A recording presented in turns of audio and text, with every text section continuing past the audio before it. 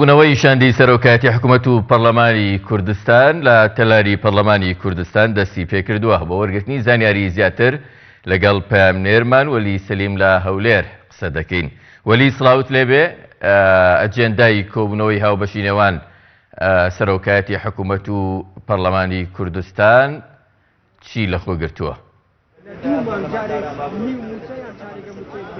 سڵای خی گەورە لە تۆ تاوای بیسەر بینەرانی کەناڵی ئاسمانی پێمش بێ بەڵێ کاژمێرێک دەبێت کۆبنەوەکەنیان حکوومەت هەرێمی کوردستان و پەرلەمانی کوردستان دەستی پێ کردووە کە شاندی حکوومەت هەرێمی کوردستان پێکاتوە لە نێچیڤان بارزای سەرۆکی حکوومەت هەرێمی کوردستان و هەروە قوبات تاالبان جێگرەی سەرۆکی حکوومەت هەرێمی کوردستان و ڕابەر سەدیق بریکاری وەزارەتی دارایی و مەولود باومراد وەزیری هەرێم بۆ کارەباری حکوومەت و پەرلەمان. ئەمانە ئەو چوار کەسە هاتوونەتە پەرلەمانی کوردستان لەگەڵ دەسەی سەرۆکاتی پەرلەمانی کوردستان، هەرێکە لە جێگری سەرۆکی پەرلەمانی کوردستان و هەروە سکرتەری پەرلەمانی کوردستان و هەروەها لەگەڵ سێ لێژنێش کۆبوونەتەوە، لێژنەی یاسایی و سامانە سروشتیەکان و دارایی. ئەمانیش سەرۆکاتی ئەم سێ لێژنە بەشداری لە کۆبوونەوەکە دەکەن و هەروە لە پێکاتەکانیش هەریەکە نوێنەرێکیان ئەبێ ناو کۆبوونەوەکەدا و هەروە لە ئەو کە فراکسیۆنانەی کە لە پەرلەمانی کوردستان نوێنەریان نەبێ لەم سێ لێژنەیە ئەتوانن کەسێک بنێرن بۆی کە لە بەشداری کۆبوونەوەکەواتە لە کۆبوونەوەکە کەسێکیان بەشداری دەکاتن و هەروە ئەگەر لە دەستەی سەرۆکاتی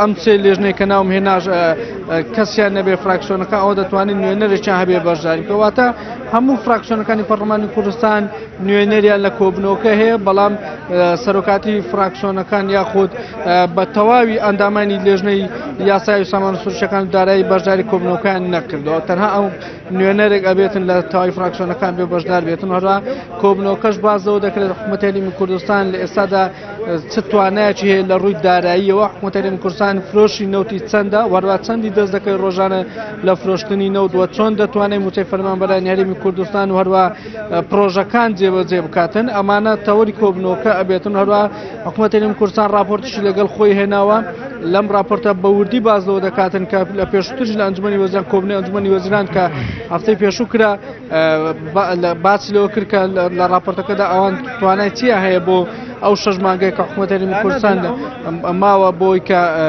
هێشتا هەڵبژاردن نەکراوە، هەروە تەمەنی درێژکاتەوە لە پەرلەمانی کوردستان چی بکاتن لە ڕووی دارایی ئەکرێتن. ئەمە راپۆرتەکانمەژە پێکەن. بەڵێ وەلی باس لەوە ئەکرێت کە حکوومەتی هەرێمی کوردستان لە بارودۆخێکی زۆر خراپی داراییدایەوە لە داهاتووە ناتوانێت موچەی ماگانەی فەرمانبەرانی هەرێمی کوردستان بدات وەک سەرچاوەکان باسی لێواکەن. هیچ زانیاریەکت لەسەر ناوەڕۆکیە و خاڵ و ئەجێندایە هەیە کە حکوومەت ئەوێ بە پەرلەمانی بگێنێەوە ئەوێ لە ڕێگەی پەرلەمانەوە بە یاسایی بکات؟ بۆ نمونە مەسەلەن دابشکردنی موچە چۆن دەبێ و بڕەکەی چەند دەبێ و کەمکردنەوە ئەگەری هەیە نییە. مەسەلەن چی هەیە حکوومەتی هەرێمی کوردستان بە پەرلەمانی بڵێ لەم کۆبوونەوەیە؟ ئەمڕۆ حکوومەت هەرێمی کوردستان بەڕوون و ڕاشکایی بە پەرلەمانی کوردستان دەڵێ ئێمە داهاتەکەمان چەندە. بە پێو زانیارێ بەدەست من گەیشتووە داهاتی حکوومەت هەرێمی کوردستان ئێستا لە نزیکەی 350 ملیار بۆ 400 ملیار، لە کاتێکدا موچەی فەرمانبەران تەنها ئەگەر موچەی فەرمانبەران حکوومەت هەرێمی کوردستان بدا 450 ملیاری زیاتر پێویستە. بۆیە حکوومەت هەرێمی کوردستان ئەمڕۆ بەڕوون و ڕاشکایی بە پەرلەمانی کوردستان دەڵێتن ئێمە داهاتەکانمان زۆر کەمی کردەوە، بۆیە ناتوانین هەموو مانگێک لە کاتی خۆیدا موچەی فەرمانبەران بدەین و پێدەچێت موچەی فەرمانبەران دوا بکەوێتن بۆ 45 ڕۆژ و هەروە 50 ڕۆژ. ئەگەر هەیە بۆ 2 مانگ جارێک موچەیەک بە فەرمانبەرانی هەرێمی کوردستان بدرێەوە لە کاتێکدا و هەروە کۆمەڵێک پرۆژە هەیە ئێستا وەستا حکوومەت هەرێمی کوردستان پێویستی بۆیە کە ئەم پرۆژانەش هەندێکیان بەگەر بخاتەوە لە کاتێکدا ئێستا وەرزی سەرماسۆڵەیە. هەروە قەرزی دەرەچیشیە بە تایبەتی قەرزی کۆمپانیاکانی دەرهێنانی نەوت. ئەمانە حکوومەت هەرێمی کوردستان ئەبێ مانگانە شتێکیان پێ بدە، واتە ئەو بڕەپارێک ئێستا حکوومەت هەرێمی کوردستان هەیەی مانگانە ئەبێ بدە بە قەرزی دەرچووە، قەرزی ناوەچیشی هەیە، هەروە قەرزی وڵاتانیشی لەسرە بۆ نمونە تورکیا. وەلی پێشتر یعنی باس لەوە ئەکرا کە پەرلەمانتارانی هەرێمی کوردستان ئیمزاکەوەکەنەوە بۆ بانگێشکردنی ئاشتی هەورامی وەزیری سامانە سروشتیەکان و هەمان کات وەزیری کارەبای حکوومەتی هەرێمی کوردستانیش بۆ بەدەم پەرلەمانی کوردستان وەسی لێ پرسیینەوە.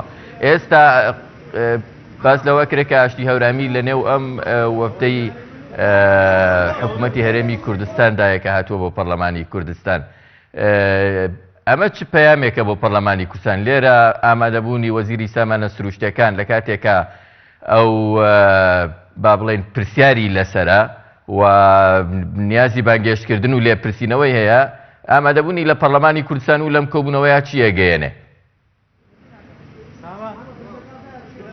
بەڵێ ئەمە پێدەچێت ئەو پەیامە بگەینە کە لە پێشووتردا لە کۆنگرێکی ڕۆژنامەوانیدا سەرۆکی حکوومەت هەرێمی کوردستان بەگاڵتەجاریەوە گوتیە پەرلەمانتاران پێویست ناکە خۆیان ماندووکەن واژە کۆ بکەنەوە بۆ لێسەندنەوەی متمانە لە ئاشتی هەورامی یاخود هێنانەوەی بۆ هەرێمی کوردستان.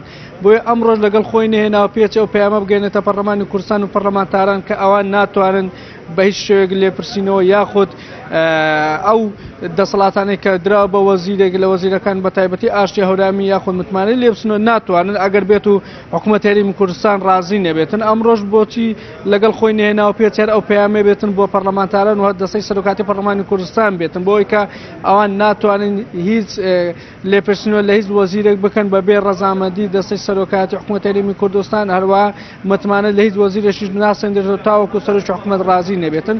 ئەمڕۆژ ئاشتی هەورامی لە کاتێکدا کە دۆسیەکان لە ١٩٠ زیاتر پەیوەنددارە بەوی هەروە چونکە دۆسیەکان ئەمریکا قسەی لەبارەوە دەکەێت تایبەتن بە نەوت و هەروە داهاتی هەرێمی کوردستان کە داهاتی هەرێمی کوردستانش لای هەمووان ڕوون و ئاشکرا بە نەوتەوە داهاتەکەی لە نەوتەوە دەست دەکەی بۆیە پێچێ ئەمڕۆ نەهێنانی ئاشتی هەورامی هەر ئەو پەیامە بێتن بە پەرلەمانی کوردستان.